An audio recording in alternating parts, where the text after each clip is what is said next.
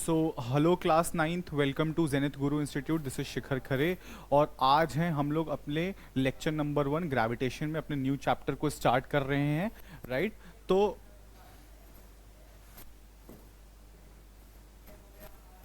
Yes आज हम लोग जो है अपने लेक्चर नंबर 2 पे हैं। ठीक है, which is okay, which is gravitation. Right, ठीक है। तो अब आते हैं हम लोग कि ग्रेविटेशन में हम लोगों को क्या क्या पढ़ना है। देखो, स्टार्ट करने से पहले मैं आपको ये बताना चाहूंगा कि ग्रेविटेशन वाले चैप्टर में गाइज हम लोगों ने अभी हम लोगों को स्टार्ट करना है। इससे पहले हम लोगों ने अपने 2 चैप्टर फिजिक्स में कंप्लीट कर लिए हैं, which is motions and laws of motion. Right, उसके वीडियोज हमारे चैनल पर पड़े हुए हैं, आप उसको जरूर देखें क्योंकि मैं यहाँ पे कनेक्ट करके पढ़ाऊंगा।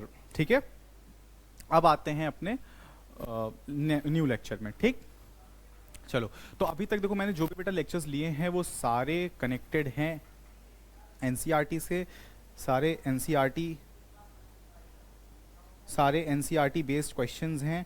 ठीक है, तो यहाँ तक आप लोगों को कोई प्रॉब्लम नहीं होगी क्योंकि हम लोगों के जो भी क्वेश्चंस हैं ये सारे एनसीईआरटी बेस्ड हैं। यहाँ पे कोई प्रॉब्लम कुछ नहीं, आराम से सब होगा। हम लोग आराम से सारे क्वेश्चंस को कंप्लीट करेंगे। Right, yes. तो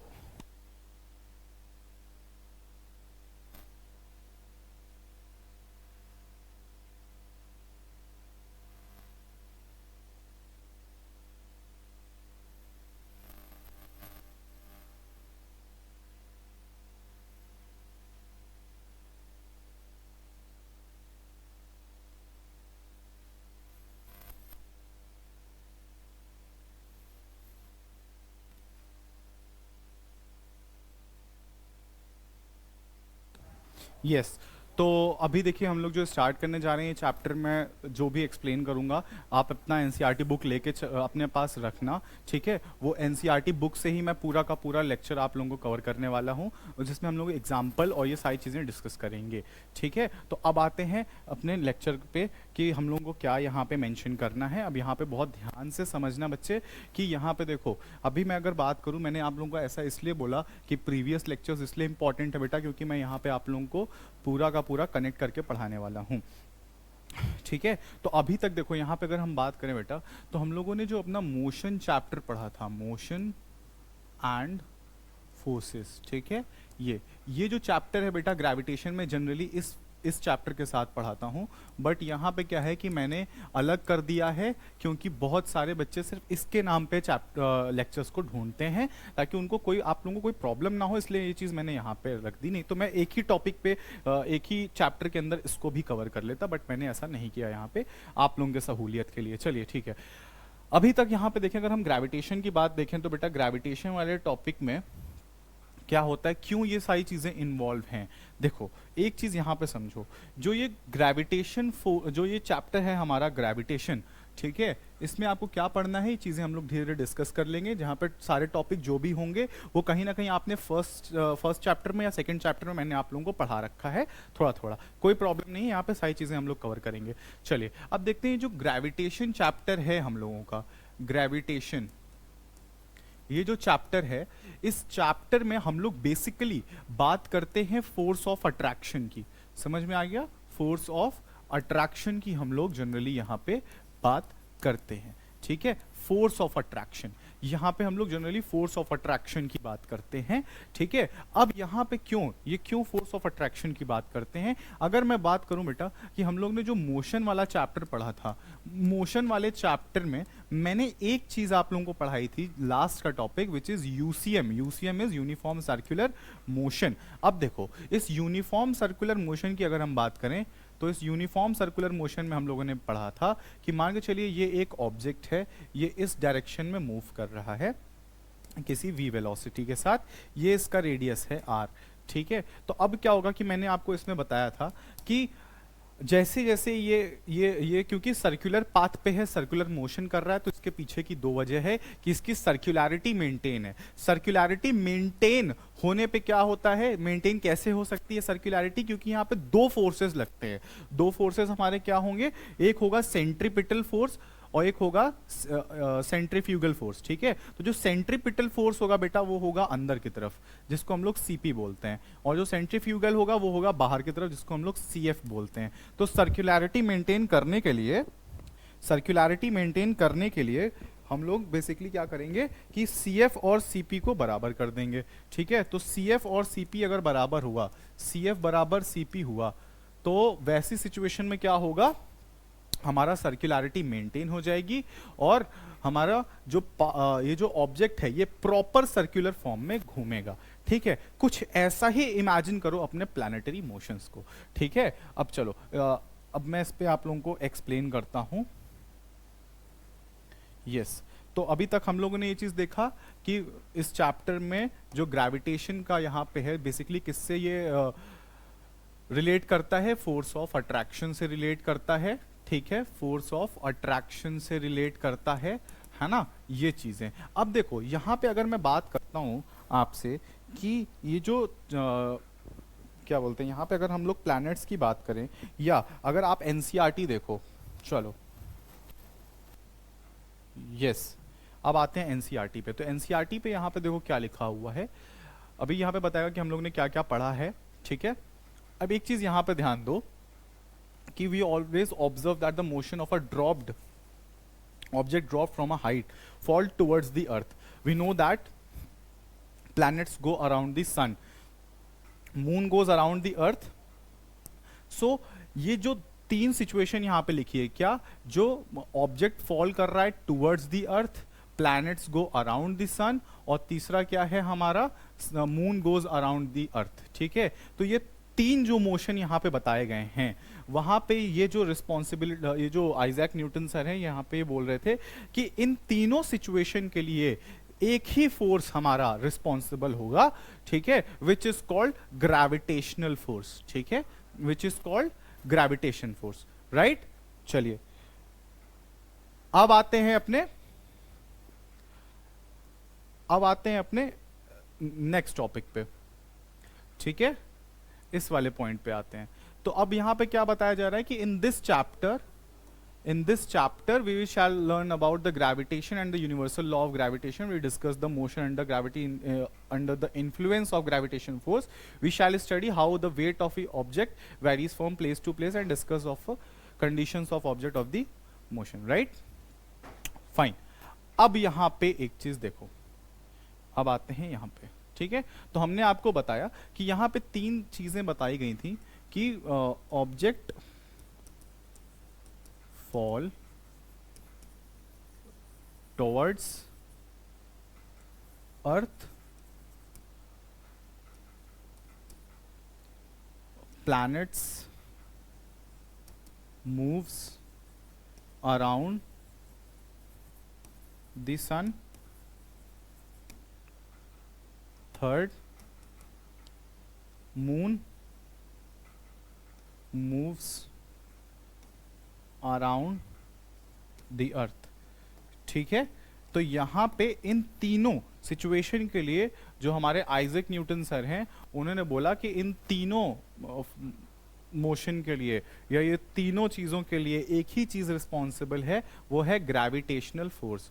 ग्रेविटेशनल फोर्स इन्होंने बताया कि ग्रेविटेशनल फोर्स जो है हमारा इन तीनों चीजों के लिए रिस्पॉन्सिबल है, ठीक है। यहां तक समझ में आ गई। और ग्रेविटेशन का मैंने आपको क्या बताया था, somehow related to force of attraction, ठीक है। इस चीज को ध्यान में रखना, इसलिए मैंने आप लोगों को यहां पे अभी थोड़ी देर पहले एक डायग्राम बनाया हुआ था, मैंने यही समझाया था कि देखो अगर आप बीच पे सन मानो, या चलो इसको अर्थ मान लो और यहाँ पे मून मान लो, तो अब ये क्या है कि ये जो मून है, ठीक है, ये क्या हो रहा है, ये अर्थ के चक्कर लगा रहा है किसी v वेलोसिटी से, राइट। अब क्या होगा कि ये अंदर की तरफ खिंचा हुआ है, ठीक है, इसके ऊपर सेंट्रीपिटल फोर्स काम कर रहा है, जो कि यहाँ पे इसकी सर्कुलैरिटी मेंटेन किया हुआ है और ये सर्कुलर फॉर्म में इसको घुमा रहा है। अगर ये फोर्स यहाँ पे अवेलेबल नहीं होगा तो सन जो ये हमारा अर्थ है ये क्या हो जाएगा, ये आगे ही निकल जाएगा। समझ गए मेरी बात, ये चीज हमारा आगे निकल जाएगा, बट यहाँ पे ऐसा नहीं है, ये चीज इसको पूरा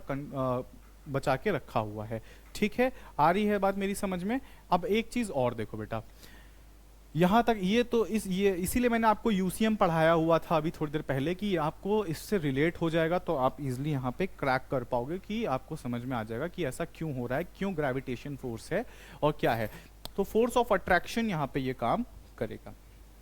fine, hope so this is all clear to you, right. अब आते हैं यहाँ पे, आइजैक न्यूटन सर ने ये बात तो बोल दी कि इन तीनों सिचुएशन के लिए एक ही टाइप का फोर्स काम करता है, विच इज ग्रेविटेशनल फोर्स। ठीक है, यहाँ तक क्लियर है। उसके बाद हम लोगों ने यहाँ पे ये मैंने आपको बताया कि ये मोशन है मून का और ये है हमारा अर्थ, तो ये सर्कुलर पाथ पे क्यों घूम रहा है, क्योंकि यहाँ पे एक फोर्स काम कर रहा है which is called centripetal force. ठीक है, तो अब यहाँ पे देखते हैं कि क्या ग्रेविटेशन के बारे में न्यूटन साहब ने बोला है। ग्रेविटेशन के बारे में देखो, न्यूटन साहब ने यहाँ पे कुछ चीजें आप लोगों को बता रखी हैं। यहाँ पे क्या मेंशन है देख सकते हैं हम लोग। यहाँ पे लिखा हुआ है कि when the moon goes around the earth, object thrown upward reaches the certain height then falls towards the earth. अब देखो यहाँ पे ये एक पहली लाइन मार्क कर लो, और ये सारी चीजें मैं मार्क जो करवा रहा हूँ बेटा, ये सारी चीजें आप लोग अपने पास मार्क करके रख लो। ठीक है, इस सारी चीजों को मैं भी धीरे धीरे एक्सप्लेन करता हूँ, पहले मार्क कर लो फिर हम यहाँ पे एक्सप्लेन कर देंगे। अब यहाँ पे क्या है कि it is said that when Newton was sitting under the tree, ये जो आप लोगों ने कहानी सुनी है कि न्यूटन पेड़ के नीचे बैठे हुए थे, एप्पल गिरा तो उन्होंने ग्रेविटी की खोज की तो यहाँ पे ये जो एप्पल गिरा उनके सर पे, यहाँ पे उन्होंने ये सोचा कि he thought that if earth can attract an apple can not attract the moon. ठीक है, तो यहाँ पे इन्होंने कि यार एप्पल को अट्रैक्ट कर सकता है तो मून को क्यों नहीं कर सकता। तो यहाँ पे इन्होंने बताया कि क्या ये दोनों चीज के लिए होगा कि यस। तो यहाँ पे इन्होंने बताया he conjectured that the same type of force is responsible for both the cases, ये मैंने अभी आपको थोड़ी देर बताया। ठीक है, तो फिर यहाँ पे इन्होंने बोला he argued that at each point of it orbit the moon fall towards the earth instead of going off in a straight line, so it must be attracted by अर्थ।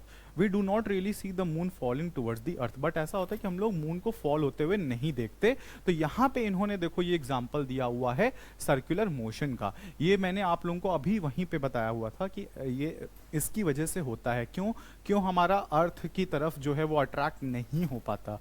ठीक है, जो हमारा मून है वो एक्चुअल में अर्थ से attracted है, इसलिए वो सर्कुलर फॉर्म में घूम रहा है। अगर अर्थ से अट्रैक्टेड नहीं होगा तो वो सीधे निकल जाएगा, उसको कोई फर्क नहीं है कि अर्थ के पास घूमना है, नहीं। ऐसे मून को थोड़ी पता होगा कि मुझे अर्थ के पास घूमना है, नहीं। लेकिन कुछ ऐसा क्या है कि देखो जो अर्थ है उससे क्या होता है कि ग्रेविटेशनल फोर्स यानी कि अर्थ का जो है फोर्स ऑफ अट्रैक्शन पूरे उसकी एक फील्ड होती है, उस फील्ड में अगर हमारा मून आ जाता है तो फिर वो मून क्या करता है, गोल गोल घूमना शुरू करता है। जस्ट लाइक दिस, कि अगर मान के चलो ये जो सेंटर है आप इसको अर्थ मान लो, ठीक है, और इसको आप लोग मून मान लो, तो आपको समझ में आ जाएगा कि ऐसा क्यों है। ठीक है, क्यों जो प्लैनेट है हमारा, जो मून है, वो गोल गोल घूमता है अराउंड दी अर्थ। समझ में आ गई मेरी बात। ठीक है, यहाँ पे इन्होंने एक्सप्लेन किया हुआ है इस चीज को, before the thread hand involves change the direction, ये वो सारी चीजें। अब देखो यहाँ पे एक चीज मैं आपको बताऊं, इस चीज को मार्क करो, the force that causes this acceleration and keeps the body moving along a circular path acting towards the center, this force is called centripetal force or center seeking force। आई बात समझ में? सेंटर सीकिंग फोर्स यानी कि centripetal force, यही चीज मैंने अभी आपको बताई थी कि वो जो सर्कुलैरिटी है हमारे किसकी, मून की, वो मेंटेन कैसे रहती है, वो मेंटेन रहती है बाय सेंट्रीपिटल फोर्स। ठीक है, hope so this is clear. Okay, चलिए अब आते हैं यहां पे। अब हम बात करें कि अगर मान के चलिए कि जैसे यहां पे बेटा हम देखें कि मैंने आपको बताया कि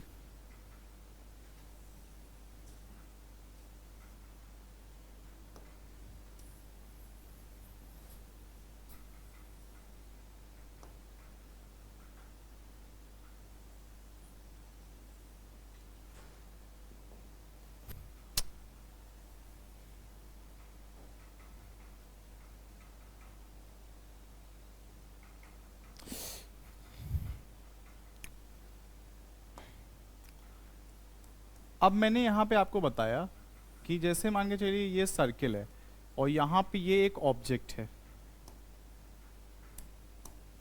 ये ऑब्जेक्ट है और ये सेंटर है, इसको आप अर्थ मान लीजिए, इसको आप मून मान लीजिए, ये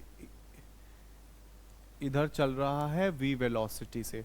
ठीक है। अब देखो इसके ऊपर बेटा एक अंदर की तरफ फोर्स काम करता है which is called centripetal force. अब आप यहाँ बोलोगे कि सर सेंट्रीपिटल फोर्स का तो आपने बता दिया, सेंट्रीफ्यूगल का क्यों नहीं बताया? तो बेटा यहाँ पे सेंट्रीफ्यूगल का बताने की कोई ज़रूरत नहीं है। यहाँ पे हमारा जो थर्ड इक्वेशन है, sorry third law of motion है, दैट इज एक्शन रिएक्शन, वो यहाँ पे फील करेगा। क्योंकि देखो अब क्या है कि अगर इस पे यहाँ पे फोर्स लग रहा है अंदर की तरफ, तो जाहिर सी बात है एक फोर्स बाहर की तरफ भी लगेगा, with that force is called centrifugal forces. ठीक है, और क्योंकि वो एक बहुत ही बैलेंस्ड वे में होता है, इस वजह से ये खिंच के एकदम अंदर नहीं आता है। ठीक है, वो बहुत ही बैलेंस्ड वे में रहता है, इसलिए ऐसे गोल गोल गोल गोल घूमते रहता है इसके पास। समझ में आ गई मेरी बात? ठीक है, hope so this is all clear to you. अब आगे बढ़ते हैं। चलिए अब यहाँ पे हाँ एक चीज और, अब अगर मान के चलिए ये फोर्स नहीं रहेगा, अगर मान के चलिए ये फोर्स नहीं है, तो यहाँ पे देखो मैं बना रहा हूँ, इसको समझना। ये जैसे मान लो सेंटर सीकिंग है और ये रहा आपका ऑब्जेक्ट। अब यहाँ पे क्या होगा, ये जैसे मान के चलिए ये पूरा ब्लैक है, ये ऑब्जेक्ट है। ठीक है, अब ये क्या होगा कि मान लो अगर ये फोर्स नहीं रहेगा तो क्या होगा कि जैसे मान के चलिए ये इसका फील्ड है, यस ये फील्ड है इसका। ठीक है, तो अब ऐसे में क्या होगा कि अगर ये फोर्स नहीं होगा तो ये ऑब्जेक्ट इस डायरेक्शन में सीधा निकलेगा, इस कर्व पाथ को फॉलो नहीं करेगा, ये सीधा निकल जाएगा। इसको क्या पड़ी है कि ये गोल गोल घूमेगा, क्योंकि यहाँ पे कोई एक फोर्स ऐसा है ही नहीं जो इसको अंदर की तरफ खींचे, और इस अंदर खींचने की वजह से ये धीरे धीरे ऐसे ऐसे ऐसे ऐसे घूमता रहे, या ऐसे सर्कुलरिटी में घूमता रहे। समझ में आ गई मेरी बात? यहाँ तक क्लियर है आप सबको? चलिए अब आते हैं अपने नेक्स्ट टॉपिक पे। तो देखो यहाँ पे लिखा भी हुआ है कि in the absence of this force, in the absence of which force, centripetal force. CP यहाँ लिख रहा हूँ, सीपी मतलब ये कैनॉट प्लेस वाला मत समझ लेना, नहीं तो फिर तुम लोग गड़बड़ करके आओगे एग्जाम में। ठीक है, तो सीपी मतलब सेंट्रीपिटल फोर्स, और this the stone flies off along the straight line, this straight line will be the tangent to the circular path. अब ये वर्ड क्यों बोल रहा है भाई tangent to the circular path? देखो यहाँ पे देखो, ये सर्कुलर पाथ था रेड वाला। अब अगर मान लो ये फोर्स नहीं होता तो ये किधर दिख रहा है तुमको? देखो ऐसे ही तो दिख रहा है ना, टेंजेंट की जैसा नहीं दिख रहा? ये देखो ये टेंजेंट जैसा दिख रहा है ना, अरे भाई टेंजेंट जैसा ही तो दिख रहा है। यहाँ देखो, ये देखो ये इधर जाता अगर नहीं ऑब्जेक्ट होता, तो अगर ये फोर्स वर्क नहीं करता तो ये ऑब्जेक्ट हमारा इस डायरेक्शन में जाता, तो क्या टेंजेंट जैसा नहीं दिख रहा है? ठीक है, इसलिए वहां पे वर्ड यूज किया हुआ है tangent. Hope so this is clear. अब आते हैं यहाँ पे, देखो एक बहुत इंपॉर्टेंट फैक्ट लिखा हुआ है बेटा, इस चीज को आप अपने दिमाग में एकदम अच्छे से बैठा लो कि straight line one and one only point is called tangent of the circle, straight line ABC is a tangent to the। देखो अब यहाँ पे ये तो ठीक है, यहाँ पे हम लोगों ने मार्क कर लिया। अब यहाँ पे दो तीन चीजें और आती हैं।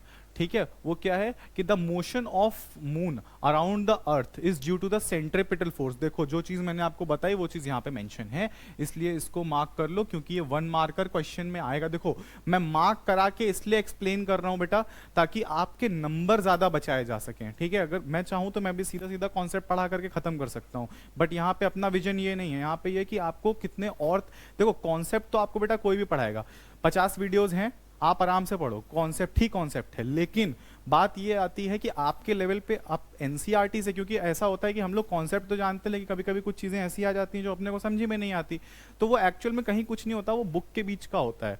ठीक है, तो मान के चलो अगर बुक के बीच का कॉन्सेप्ट है तो यूज कैसे होगा, जो बहुत सारे क्वेश्चन आप लोगों से पूछे जाते हैं वैसे। ठीक है, तो इसलिए मैं यहाँ पे मार्क करा रहा हूँ और सारी चीजें आप लोगों को एक्सप्लेन कर रहा हूँ।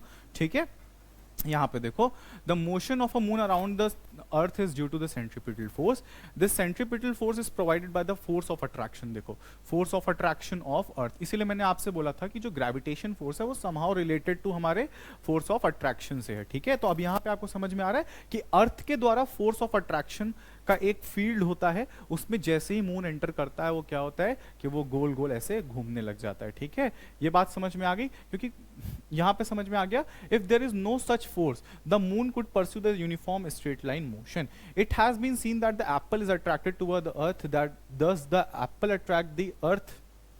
क्या ये चीज पॉसिबल है कि एप्पल अट्रैक्ट कर सकता है? अब देखो यहाँ पे एक चीज देखो, इस क्वेश्चन का आंसर मैं आपको देता हूं।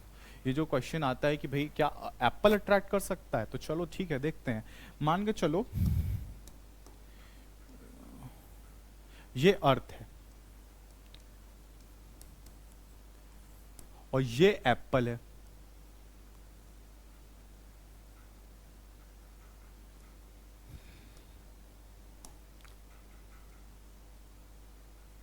ये एप्पल है, ठीक है। अब देखो यहां पे, अब देखो अकॉर्डिंग टू दिस, यहां पे समझना।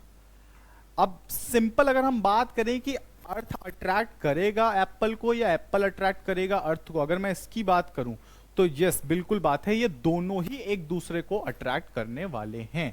ये दोनों ही एक दूसरे को अट्रैक्ट करने वाले हैं by third law of motion, by third law of motion,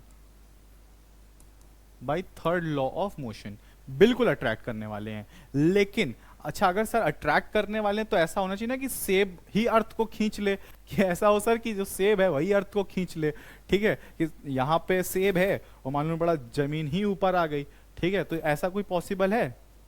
ऐसा क्यों पॉसिबल नहीं है? एक चीज, इस चीज को क्या नहीं होने देता, वो होता है आपका सेकेंड लॉ ऑफ मोशन। क्या नहीं होने देता? Second law of motion.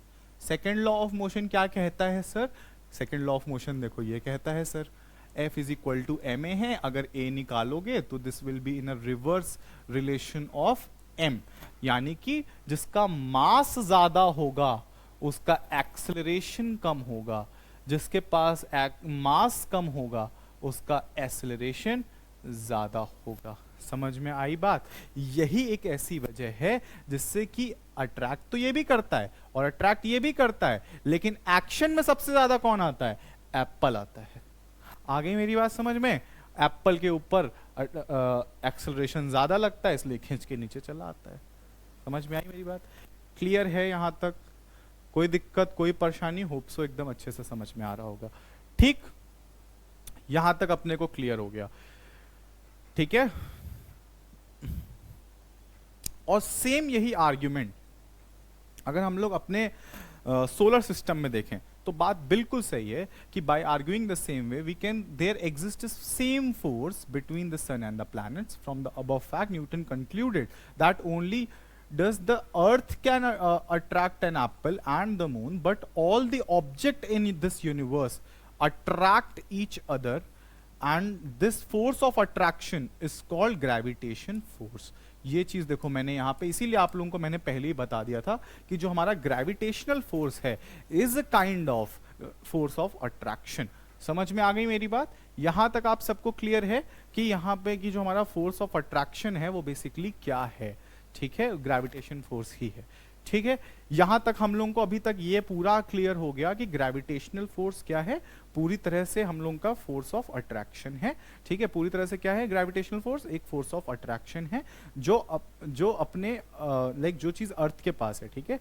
अर्थ क्या करता है? सारे प्लैनेट्स को नहीं लेकिन मून को अपने तरफ खींचता है, ठीक है। फोर्स ऑफ अट्रैक्शन यहाँ पे होता है और सिर्फ सोलर सिस्टम में नहीं, सारे ही ऑब्जेक्ट एक दूसरे को अपनी तरफ खींचते हैं, ठीक है। यहां पे समझ में आ रही है? और रिलेशन क्या है मैंने आपको बताया कि क्यों ऐसा नहीं हो पाएगा, ये चीज मैंने बता दी कि हर ऑब्जेक्ट तो नहीं खींच सकता, वो मैं यहां पे आपको बता दिया, ठीक है।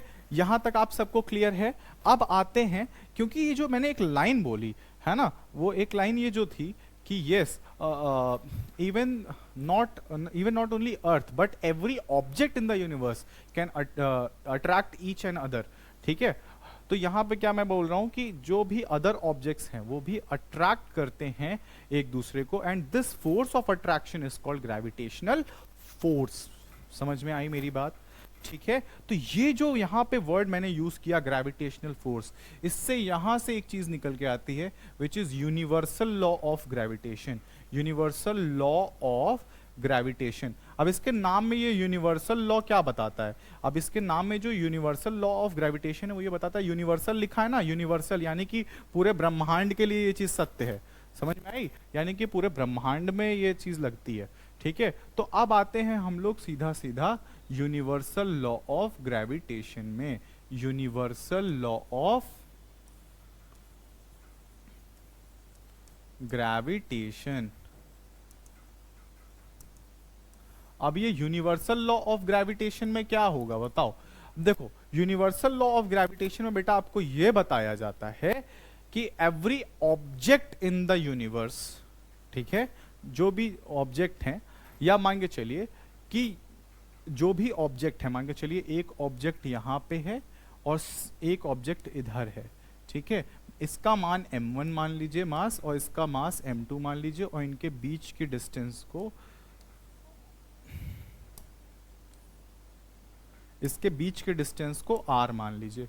तो ये कहा जाता है कि the force of attraction between these two bodies, the force of attraction between these two bodies is directly proportional to the product of their masses and inversely proportion to the square of distance। समझ में आई मेरी बात? ठीक है, तो क्या बताया मैंने, force of attraction between these two is directly proportional to the product of their masses and what, inversely proportional to the square of distance. ठीक है, तो डिस्टेंस के स्क्वायर के साथ ये बढ़ेगा और घटेगा। Hope so this is understanding.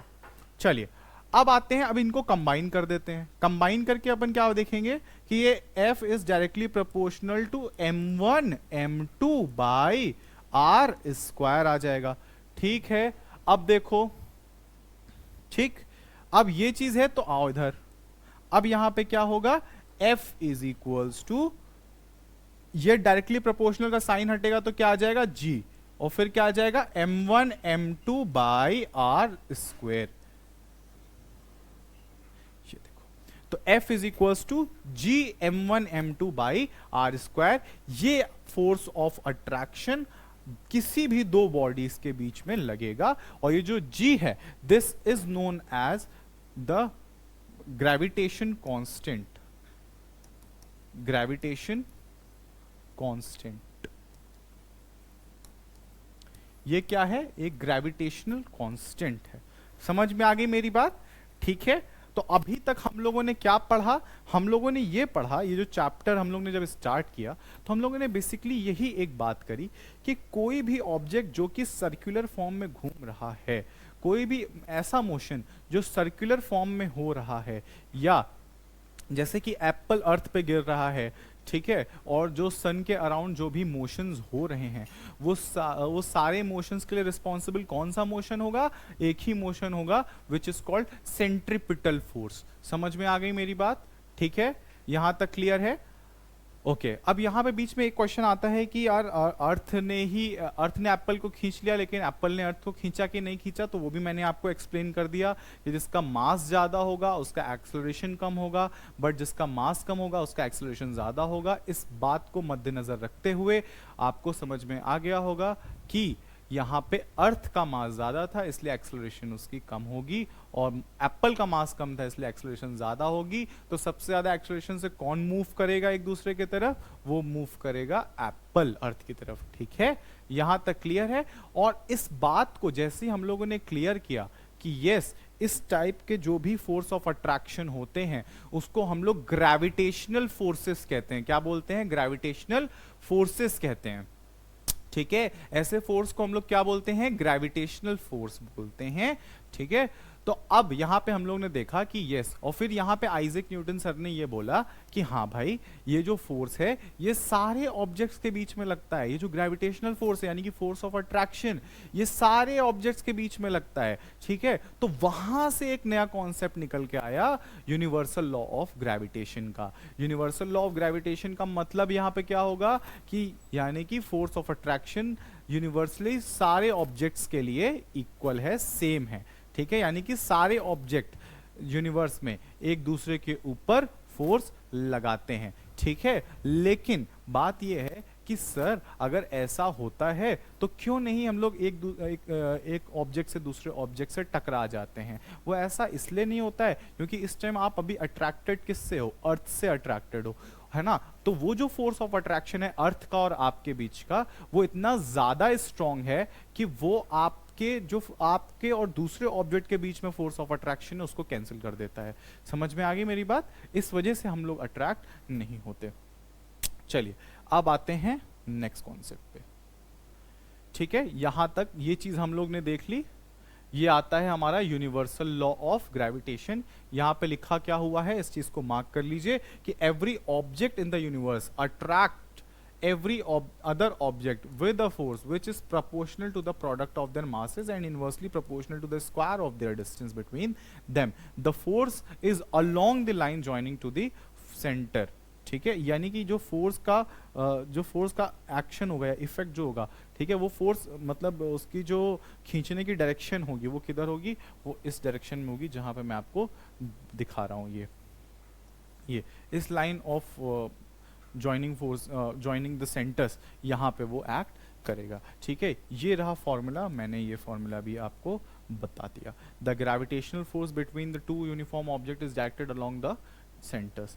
यहाँ पे फिर हम लोगों ने ये निकाला, और अब अगर मैं इस g को यहाँ पे फाइंड आउट करूंगा तो देखो यहाँ पे अभी बेटा हम लोगों ने क्या पढ़ा कि F is equals to G m1 m2 by R square.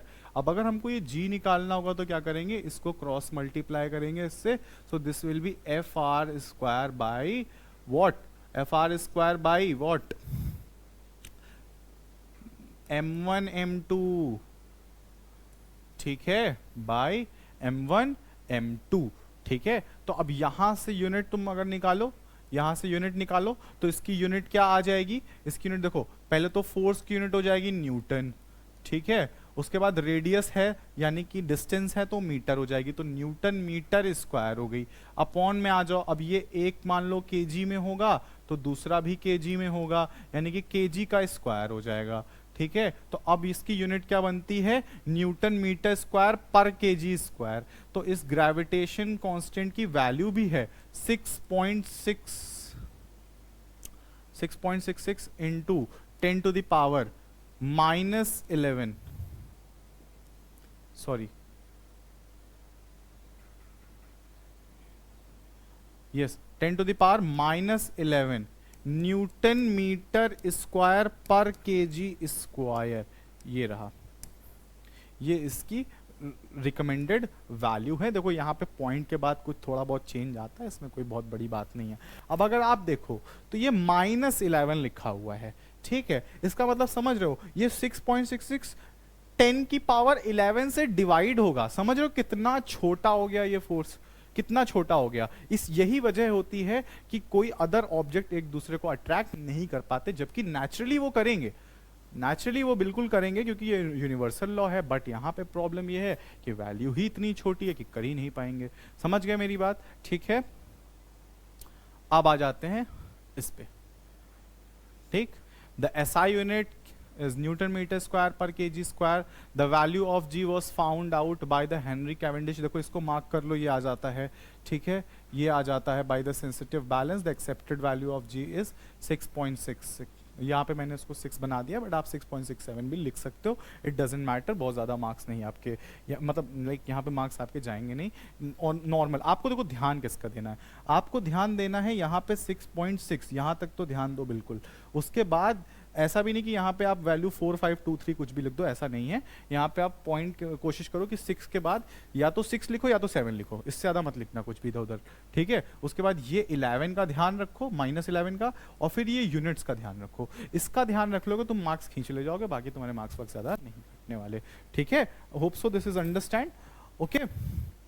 Now एक चीज़ और समझो, चलो एक चीज़ और देखो। अब ये तो हम लोगों को समझ में आ गया कि sir universal law of gravitation क्या होता है, उसकी यूनिट क्या होती है, और उसके फंडामेंटल्स यहाँ पे क्या होते हैं, ये तो हम लोगों ने समझ लिया, ठीक है। अब यहाँ पे क्या आता है कि यस,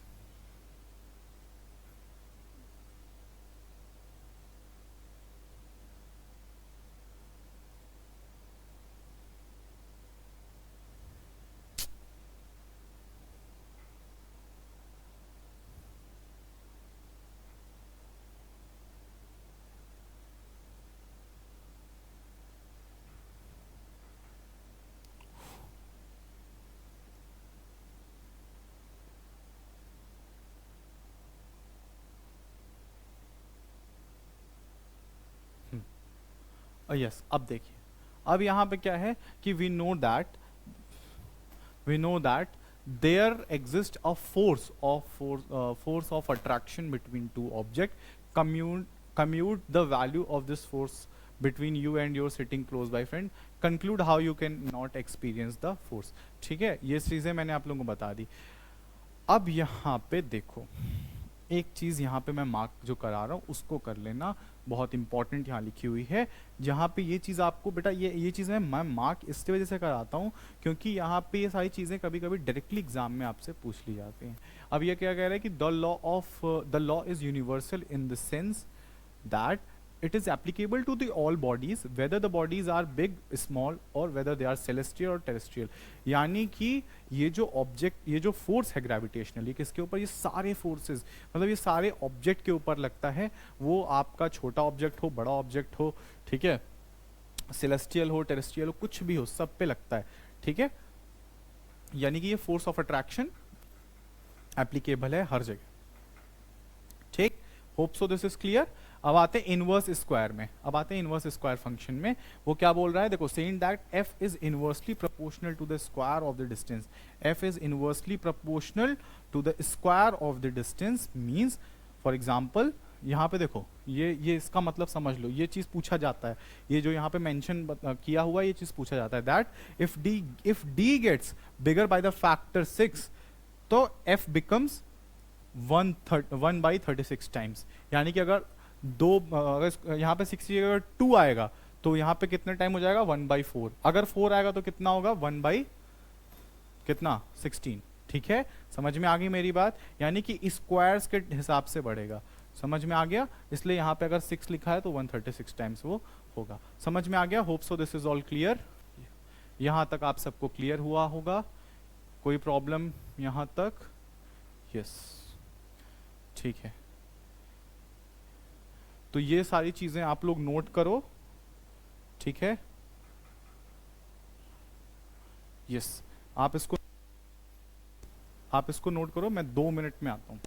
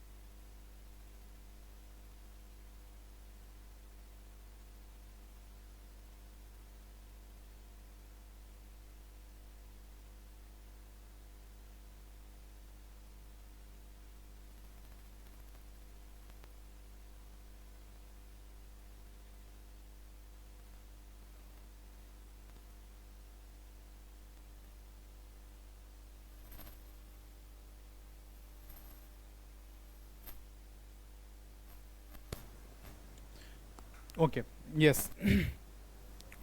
अब आते हैं नेक्स्ट टॉपिक पे. होप सो आप लोगों ने इसको नोट कर लिया होगा. यस, अब आते हैं बेटा, देखो ये क्वेश्चन पे.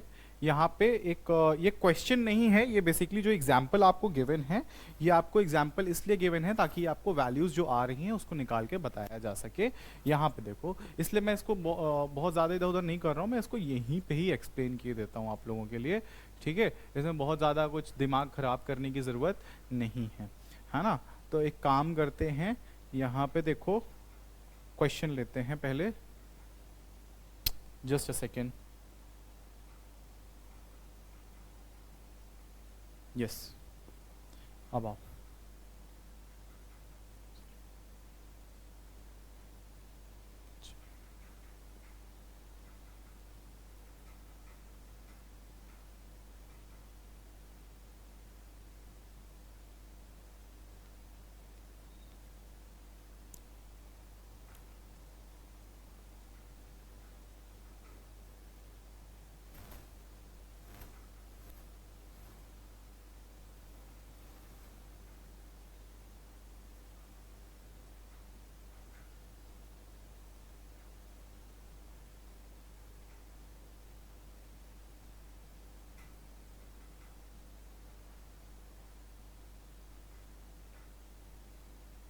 यस, अब आओ यहाँ पे देखो।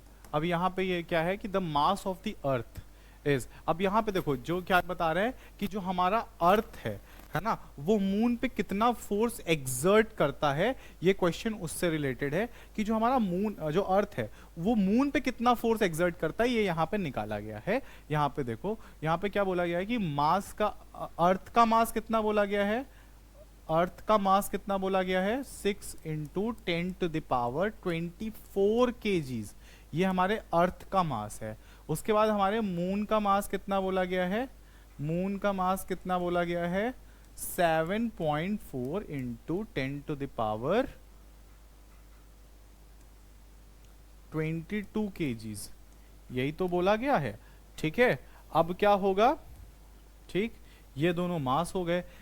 ग्रेविटी, उसके बाद क्या बोला है, डिस्टेंस, डिस्टेंस कितनी बोला है, यानी कि डी कितना बोला है, 3.84 इंटू 10⁵ किलोमीटर्स। उसके बाद जी का वैल्यू कितना बोला है, 6.67 इंटू 10⁻11, ये ठीक है, इतना बोला गया है। अब क्या होगा, देखो सिंपल फॉर्मूला लगेगा, F is equals to G m1 m2 by R square, ये लगेगा। उसके बाद देखो ये चीज मैंने इसीलिए यहाँ पे रख रखी थी ताकि आप लोगों को क्लियर कर सकूं।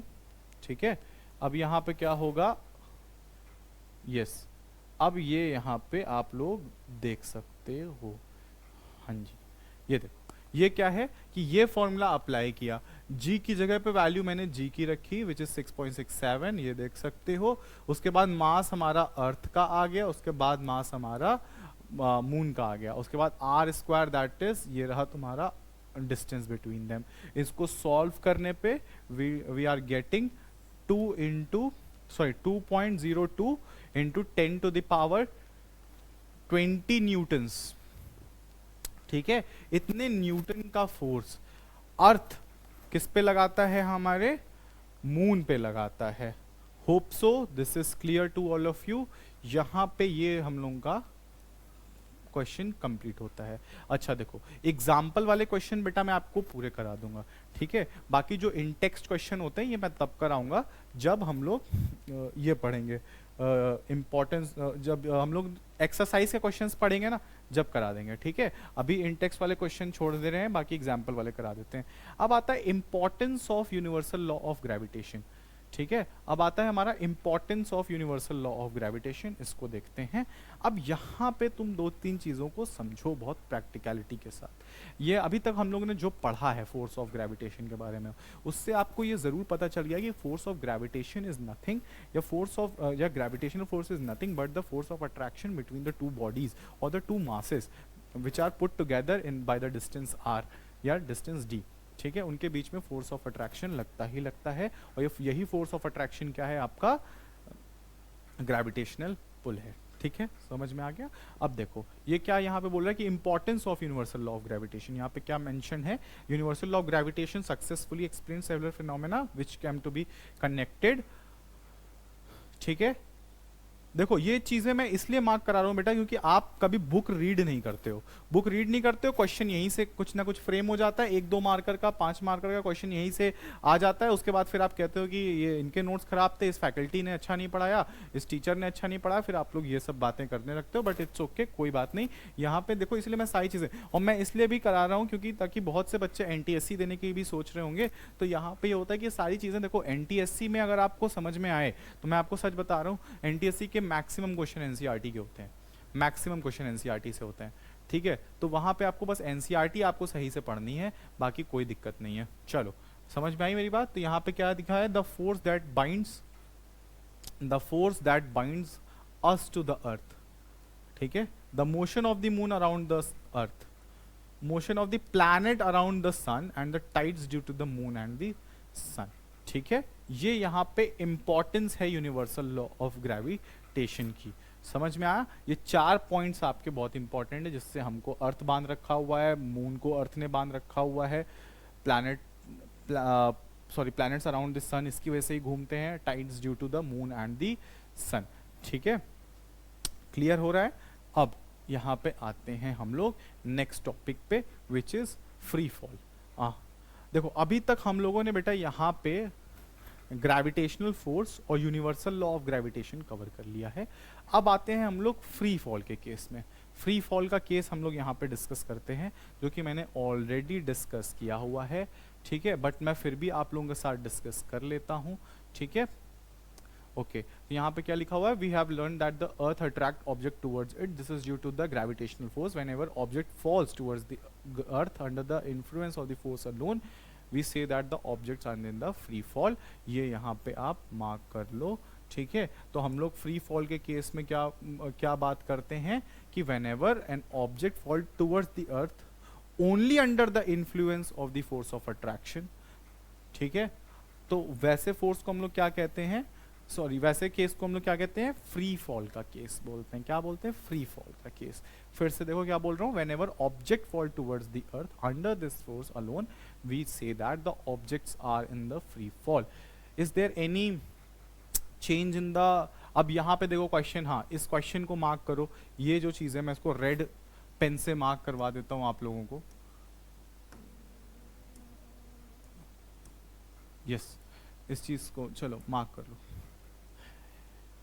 कह रहे हैं कि कोई भी ऑब्जेक्ट फ्री फॉल का केस तभी कहलाएगा जब ये टुवर्ड्स अर्थ की तरफ फॉल करेगा alone under the force of gravitation या force of attraction.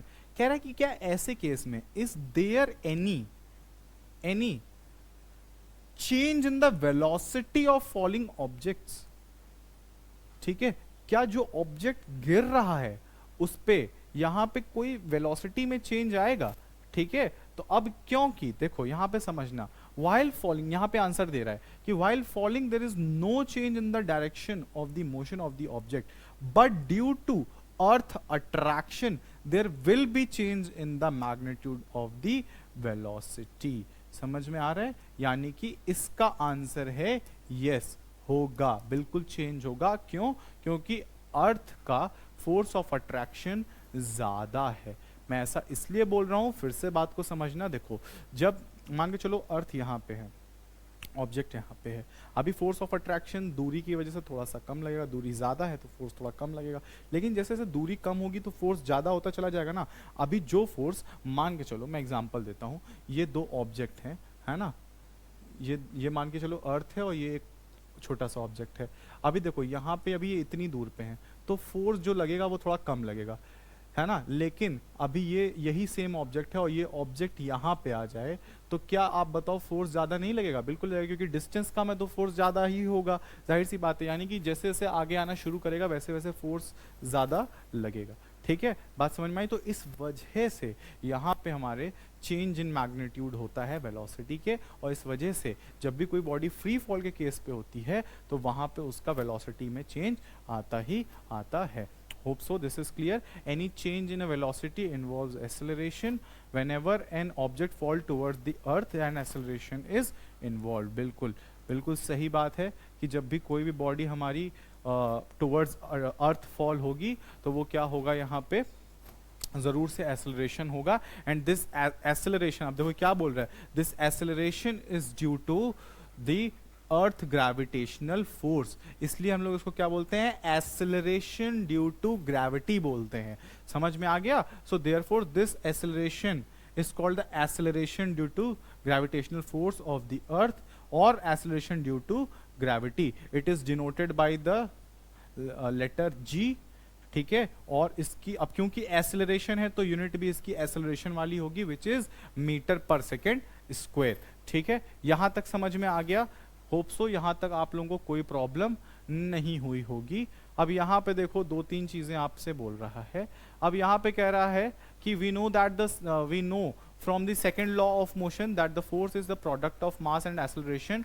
Late M be the mass of a stone, ठीक है। Already we already know that there is a acceleration involve in falling the object due to the gravitational force and is denoted by letter G. Therefore, the magnitude of the gravitational force F will be equal to the product of the mass and the acceleration. अब देखो यहाँ पे क्या बोल रहा है कि कोई एक स्टोन है जो हमारे अर्थ के तरफ गिर रहा है, ठीक है। तो अब उसके ऊपर क्या होगा, यहाँ पे देखो जाहिर सी बात है कि अब उसके ऊपर अगर एक्सेलरेशन लग रहा है, मान के चलो ये अर्थ है और यहाँ से कोई ऑब्जेक्ट गिर रहा है इसके ऊपर, ठीक है, तो क्या होगा, देखो मास तो m है और एक्सेलरेशन इसका g लग रहा है, तो फोर्स यहाँ पे क्या लिखोगे, F is equal to M G ही तो लिखोगे। ठीक है, वही यहाँ पे लिखा गया है। अब इस फोर्स ऑफ अट्रैक्शन को आपको क्या करना है, एक काम करो, अब इस फोर्स ऑफ अट्रैक्शन को बेटा, ठीक है, फ्री फॉल का केस हम लोग पढ़ रहे हैं, ठीक है, फ्री फॉल का केस पढ़ रहे हैं। अब देखो क्या होगा कि अब देखो F is equal to M G लगेगा, फोर्स बिल्कुल समझ में आ रहा है। तो यहाँ पे जो हम लोग F is equal to G m1 m2 by R square पढ़ते हैं, या एक काम करो इसको mm कर दो, ठीक है ना। तो अब यहाँ पे क्या होगा, ये यहाँ पे चेंज हो जाएगा। समझ में आ रही है मेरी बात। अब देखो, अब ये क्योंकि देखो ये जो m2 है, मान के चलो यही m2 इसका भी है, ठीक है, तो ये किधर हो जाएगा, m2g is equals to G m1 m2 by R square. तो ये m2 से ये m2 कैंसिल होगा, तो g का वैल्यू कितना आ जाएगा, ये देखो ये आ गया वैल्यू। ठीक है, तो ये भी एक टाइप का फोर्स है, ठीक है, ये भी क्या है, ये आपका फोर्स है, यानी कि एक्सेलरेशन ड्यू टू ग्रेविटी का जो g है वो ये इसकी वैल्यू यहाँ पे आती है। समझ में आ गए, ठीक है, hope so this is all clear to you. चलिए यहाँ तक क्लियर हो गया सबको। तो यहाँ पे हम लोगों ने निकाला कि यस, अब देखो इसमें जो ये मास था, है ना, हम लोग ने यही अभी निकाला है, तो इसमें ये जो मास था, this mass is the mass of the earth, ठीक है, this is the mass of the earth and d is the distance between the object and this. So if the object near the surface of the earth, the distance is d will be equal to the r of this distance and this, हाँ देखो, earth is not a perfect square as the radius increases to the poles. अब देखो ये जो line यहाँ पे लिखी है, क्योंकि परफेक्ट स्क्वायर नहीं है, इस वजह से radius of the earth increases from the pole to the equator. अब देखो इस पे क्वेश्चन आता है, क्या क्वेश्चन आता है ये भी डिस्कस करते हैं। देखो इस पे क्वेश्चन ये आता है कि वैल्यू ऑफ जी, ठीक है, जी वैल्यू ऑफ जी, ठीक है, वैल्यू ऑफ जी कहाँ ज्यादा होगी, पोल्स में ज्यादा होगी या इक्वेटर में ज्यादा होगी, ये बताइए आप, ये आपको बताना होता है। तो अब देखो अर्थ का शेप कुछ ऐसा होता है, ठीक है, इलेप्टिकल, बहुत क्लियर तो नहीं बनाया हूं लेकिन हाँ ऐसा ही होता है। यहाँ पे अर्थ का शेप हमारे कुछ ऐसा, आप लोगों ने अपने ज्योग्राफी की बुक वगैरह में देखा होगा, एकदम बिल्कुल ऐसा कोई शेप होता है। अब देखो यहाँ पे देखो, ये रहे पोल्स, ये रहे poles, north pole south pole, और ये रहा आपका इक्वेटर वाला पॉइंट, ठीक है। अब देखो अगर मैं सेंटर से बात करूं तो ग्रेविटी कहाँ ज्यादा लगेगी, अगर हम यहाँ पे देखो डिस्टेंस, अब देखो ना इस पे जाओ, g is equal to G m by R square, where r is the, अब क्योंकि सरफेस पे ही बात कर रहा है ना, तो r is the radius of the earth, ठीक है। तो अब तुम ये बताओ यहाँ पे देख करके कि डिस्टेंस ज्यादा होगी तो फोर्स कम लगेगा, डिस्टेंस कम होगी तो फोर्स ज्यादा लगेगा। तो यहाँ पे चारों डॉट्स देख के बताओ कि सबसे ज्यादा डिस्टेंस कहाँ कम है, तो ये दोनों जगह पे डिस्टेंस कम है कंपैरेटिवली इन दोनों के, तो जाहिर सी बात है कि इक्वेटर पे जी का वैल्यू कम होगा, कम इन द सेंस कि फोर्स कम लगेगा, और इक्वेटर और पोल्स में यहाँ पे ज्यादा लगेगा। ठीक है, बात समझ में आ रही है, hope so this is all clear to you, right. तो यहाँ पे इस चीज को जरूर मार्क करें। देखिए ये वो इंपॉर्टेंट पॉइंट्स हैं बेटा जो मैं आपको मार्क करा रहा हूँ जहां से क्वेश्चन फॉर्म आउट होता है। ठीक है, अभी आपको हो सकता है 2 मिनट ले बोरिंग लग रहा होगा कि सर अब आप ऐसे बुक से मार्क करा रहे हो, बट बेटा ये this is very important for you. ठीक है, यहाँ पे अभी देखो एक बार आप इसको अच्छे से पढ़ लो, जो चीजें मैं मार्क करा के पढ़ा रहा हूँ, ठीक है, बाकी कॉन्सेप्ट तो मैं पढ़ा ही रहा हूँ। इससे क्या होगा कि फिर एक बार आप एग्जाम दे के देखना, फिर आपको समझ में आएगा कि यस सर ने जो किया वो बहुत अच्छा किया, क्योंकि कहीं ना कहीं क्वेश्चन यहीं से ही फॉर्म होंगे आपके लिए। समझ में आ गई मेरी बात? ठीक है, तो यहाँ पे हम लोगों ने ये सारी चीजें देखी। Okay,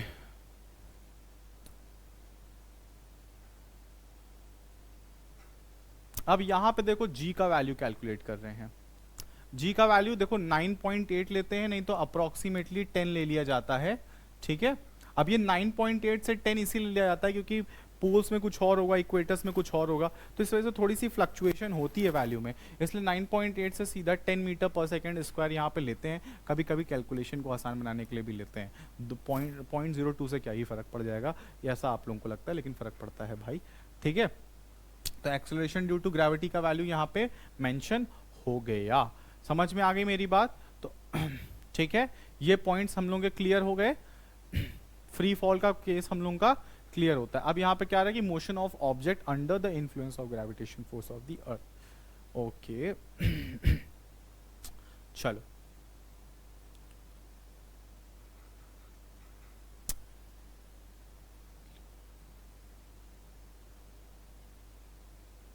as the object earth near at all the equations, yes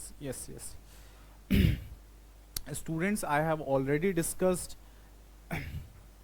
ये जो क्वेश्चन अब मैं डिस्कस करने जा रहा हूँ, ये चीज़ें मैंने आपसे पहले भी डिस्कस करी है। कैसे बता रहा हूँ। अब ये जो मोशन है, अगर आप ये कायदे से देखो तो वन डायमेंशन का मोशन यहाँ पे इन्वॉल्व हो रहा है, ठीक है।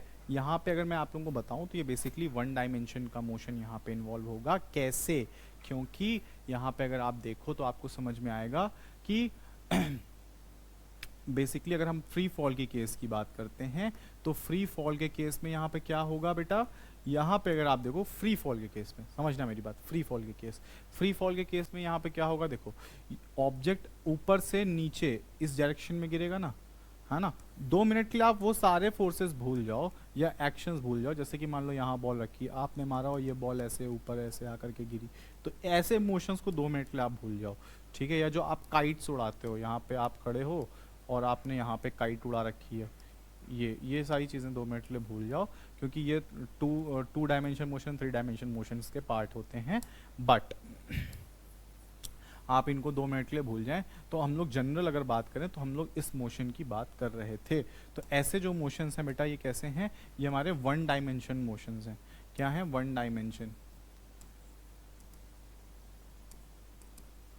ये 1 डायमेंशन मोशन है, ठीक है। तो ऐसे डायमेंशन मोशंस के लिए इक्वेशन ऑफ मोशन, जो 3 इक्वेशन ऑफ मोशन है वही होंगी। v is equal to U plus minus A T आएगा, s is equal to U T plus minus half A T square आ जाएगा, है ना।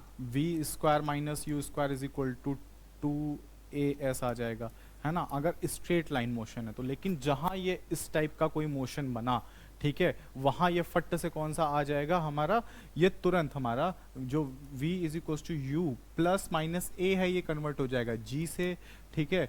और s इज इक्वल टू, ये s कन्वर्ट हो जाएगा h से, क्योंकि हाइट है ये, ठीक है। तो h is equal to U T plus minus half G T square, ये इससे कन्वर्ट हो जाएगा। उसके बाद v square minus U square is equal to 2gh, ये इससे आ जाएगा। देखो ये चीज मैंने ऑलरेडी आप लोगों को बता रखी है, और यहाँ पे ये चीज होगा। एक चीज और देखो, जब भी कोई बॉडी ग्रेविटी की डायरेक्शन में जाएगी, जैसे आप देखो ये बॉडी नीचे जा रही है, ठीक है, तो ग्रेविटी की वैल्यू क्या होगी, प्लस जी, ठीक है। अगर कोई बॉडी मान लो ऊपर की तरफ जा रही है, जैसे मान लो ये ऑब्जेक्ट है, ये ऊपर की तरफ जा रहा है, तो यहाँ पे ग्रेविटी देखो अब नीचे लग रही है ना, ग्रेविटी तो नीचे लग रही है लेकिन जा ऊपर रहा है, इसका मतलब कि यहाँ पे ग्रेविटी की वैल्यू क्या होगी, माइनस जी होगी। ये बिल्कुल उल्टा केस है हॉरिजॉन्टल वाले मोशंस का, ठीक है। जैसे आप चल रहे हो, कार ऐसे आपकी चल रही है, ठीक है, आपकी कार जो है ऐसे चल रही होती, देखो जैसे मान लो ये कोई बॉक्स है, इसमें मैंने धक्का दिया, तो अब ये क्या है कि मान लो ये अभी ऐसे चल रहा है, लेकिन रोकने के लिए मुझे इस डायरेक्शन में फोर्स लगाना पड़ेगा। समझ में आ रही मेरी बात? या मान के चलिए कि अगर ये कार है, ये इसी डायरेक्शन में जा रही हूँ, फोर्स भी इसी डायरेक्शन में लगा दें, तो यहाँ पे प्लस ए आता था, याद करो, और ऐसी सिचुएशन में माइनस ए आता था, याद करो, ठीक है। तो बिल्कुल सेम सिचुएशन यहाँ पे भी है, ठीक है। तो hope so this is all clear to you. अब आते हैं, ठीक है, ये सारी चीजें कर लो और ये हम लोगों का ये पोर्शन तो क्लियर होता है, ठीक, समझ में आया। अब नेक्स्ट वीडियो में हम लोग मिलेंगे अपने नेक्स्ट कॉन्सेप्ट्स के साथ। जितनी चीज़ें मैंने मार्क कराई हैं उतनी चीज़ें अच्छे से कर लेना, बाकी कोई प्रॉब्लम होगी तो वी विल डिस्कस, राइट। चलिए मिलते हैं अपने नेक्स्ट वीडियो में बेटा, तब तक के लिए tata bye bye, take care.